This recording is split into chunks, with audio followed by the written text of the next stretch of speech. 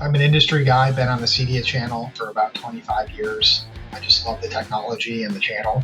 Video walls is a category that delivers the wow. It's exciting. We haven't had a change in the way that people take video into their home in a very long time. When the homeowner's there, it could be a screensaver. It could be seasonal. We're doing digital fish tanks. It could be matching the background of the space that it is in and only having like a 65-inch TV up because you don't want the immersion of that whole screen. It doesn't have to be that 16:9 format of TV that we're used to. You can stack the cabinets and make it any size you want. This technology is really stable. We dim these walls down while maintaining good color and contrast and frame rates so they're comfortable for you to view daytime or nighttime. It's a lot of fun when you have something that can deliver, just such huge impact in your project.